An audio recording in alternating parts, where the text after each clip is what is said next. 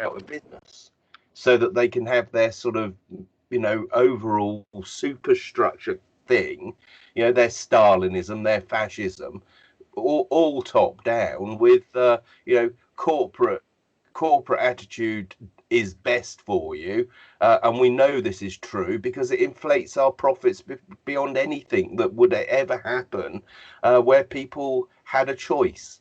It's about coercion, control, and covering up massive greed and incompetence, right? And that whole narrative is being protected by people that claim, to actually be concerned about the planet. A lot of people who claim to be concerned about the planet are patently concerned with the people upon it. And I'm heartily sick of it. It's not difficult to prove them wrong. It just isn't. So let's fucking get on with it and start saying, right, you're doing this, stop, do that. You're not doing this, start doing it because people are being affected badly by what you're doing. It's not fucking difficult.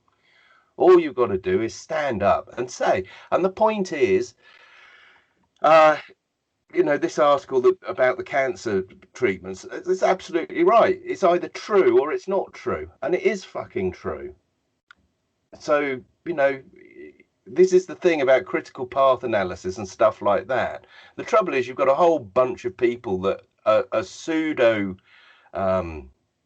scientific, it's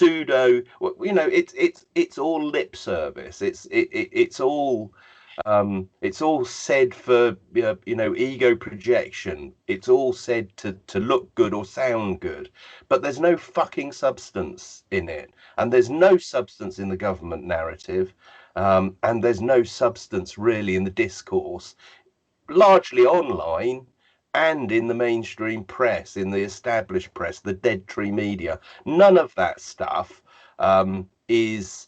None of it would have got a pass at O level back in the 1970s, even the 1980s. You know, this idea about grade inflation. Well, we've got fucking grade of inflation right through, shot through the political class and the corporate class. These are people that are, they've been promoted to their level of hubris, not to their level of competence. And it's time to sack the fucking lot of them and put some proper people in place. You know what you were saying about the digital currency? Mm. So that digital currency is the central banks that and the World Economic Forum that are pushing a digital currency, which then the allocation of that currency to all of us is used to control us, our behavior. Yeah, in terms of social points and stuff. I mean, it linked to a universal basic income. You see, I don't oppose a universal basic income per se. I mean, lots of people were in favour of it ever since the enclosures. And most people don't even know what the fucking enclosures were. But the enclosure of the common lands is how basically, they managed to provide or create sufficient private property for capitalism to take off. That's what the enclosures was really about. And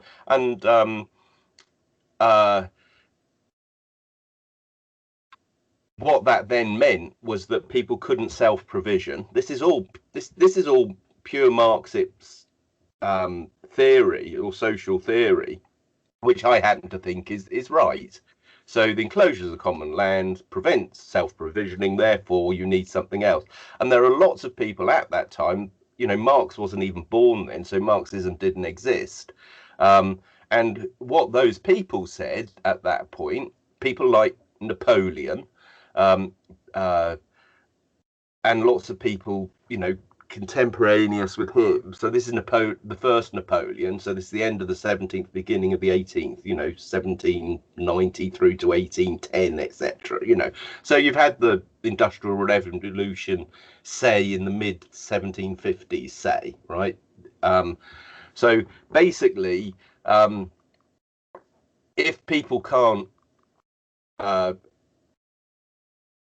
be self-sufficient from the land and have access to sufficient land, they've effectively been denied their birthright. this is based on the idea that everybody has a right to be here. I mean, it's you know, it's a natural law view of life in a Right, way. right. So it's not even, you know, some people say, oh, that sounds very sort of, you know, like a God-given right or something like that. And so people with a more humanist bent might find that a difficult concept, but it's not. It's a humanist concept, you know, and it you know, the you know, Mother Earth, the term Mother Earth is you know, I mean, it goes back millennia. So, but the idea is that you enclose the common lands, and then the people that made their living from the common lands, what do they then do? Um, so, and that's the, you know, and the answer to since that time has been, well, there has to be some sort of dividend paid in for the people giving up that right, and that passes down through the generations, and it's then morphed into something called the social contract and stuff like that. So, you know, people that feel you need an all-powerful state, like the people that are cocking things up at the moment, um, uh, they sort of say, well, the state will provide for everything, and it becomes an entitlement rather than a right, if you see what I mean. You know, but uh, I mean, there's a really good book called The Invention of Capitalism. I forget the guy who wrote it now. He's one of the leading kind of academic Marxists in the state. And you know, I'm not a Marxist, certainly not a Marxist ideologue, but you know, you read people's theories about what happened, why it happened, when it happened, and what subsequently happened because of it. Um, well, if you want to find someone that's criticizing the system we've got, well, who better to read than the Marxists? Because obviously they're criticizing capitalism. You want to know about capitalism, you better find out what it is that people are complaining about, and where there's substance in those arguments, you would try and put it right. Only an ideologue would say, oh, it's the perfect system, there are no problems with it, or as Marx would, there are no contradictions in capitalism. I mean, he proved that there were. What do you do faced with that? You adjust things if it's fixable. And of course, if you're a Marxist ideologue, you sort of say, well, it can't be fixed. It's flawed, and it's going to end. It's going to end in tears. But also, from the same time, from my side of the argument, if I'm going to say, oh, well, Marxism or communism, that will end in tears, well, that isn't really, you know, that isn't good enough just to say that. You need to sort of demonstrate it, and uh, you know, when people stop engaging with the actual arguments and just start sort of, you know, throwing slings and arrows at each other, you know, you're a this, therefore you're a that, you know, where there's no substance, which is where we're at. And that's why I'm so pissed off with um, this whole new religion of lockdown, COVID-19, you know, wear a mask religion. Sure, but Roger, I, getting back to you know what you were saying about you said, because I asked you how the central bank's going to bring about a digital currency which will include possibly a Chinese style social credit rating system, and then you were saying that the history of welfare was from the enclosures, and that then afterwards it's gone from being a right to an entitlement, and that through that, well, sorry, it never became a right. People argued for it, yeah, to, you know, but the extent to which it was uh, ever came to pass, you know, in the hymn Jerusalem, you know, the dark satanic mills and all the rest of it. Well, you know, there you have it. That's how seriously the people who made that argument actually were taken. I mean, you know, i.e., they weren't. It you know, you end up with the Malthus lot and the Hobbes lot. You know, all the, what you know, do you mean? Do you mean a depopulation agenda? yes, it basically blame the poor for their own plight. You know, that's what they're. You know, Yeah, that's where it reminds me of some of what I remember Gerd Gigerenzer saying, that the nudge people say people can't be trusted, they are slaves to their own desires, and therefore they must be protected from themselves. They Yeah, must be no protected. class, but the point is, there's no class that's more true of than the present sort of governing class, who are full of hubris and greed. Yeah, in fact, Boris Johnson is such a great example of that. He can't afford to live on 180 grand a year. I mean, I don't know if that's just people briefing about him. I suspect it's probably true. I mean, the man is clearly not in touch with any sort of balanced view of life. I mean, he's the man of the age, really. The narcissism, the hubris, the complete unself-knowing, whatever that is.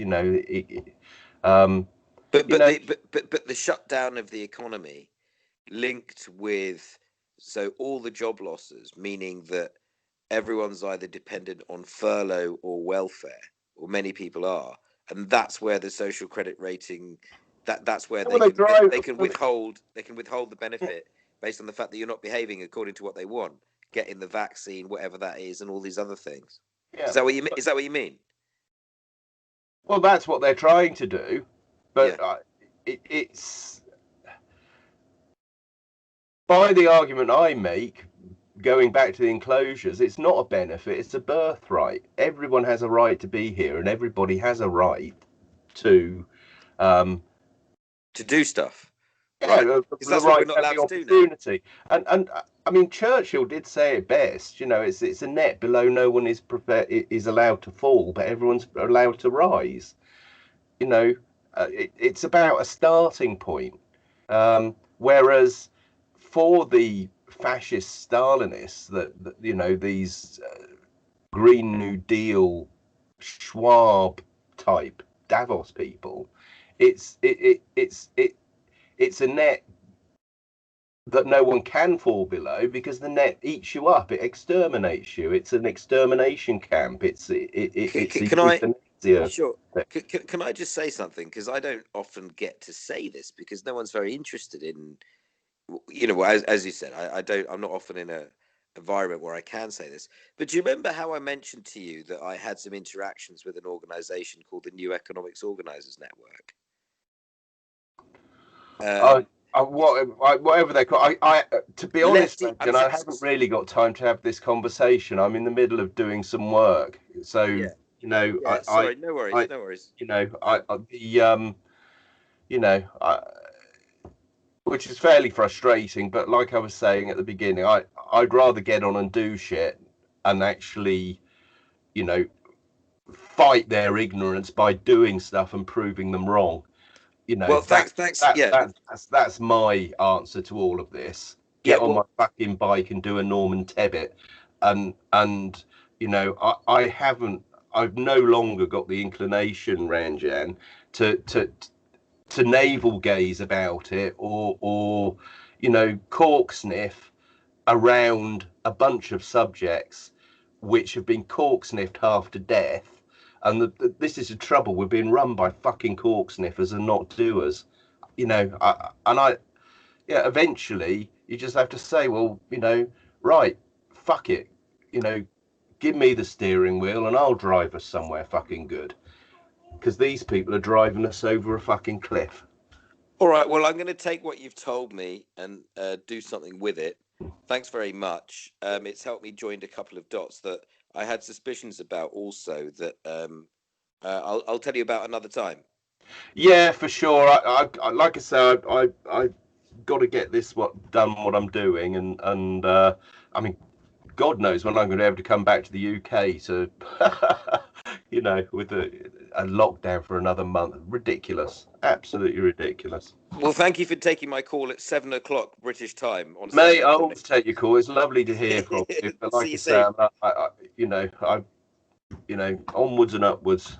Yeah, I'm thanks for all you're doing, man. Thanks a lot. Take care. Lots of love. cheers, Ranjan. Bye. Take care. Bye. Bye.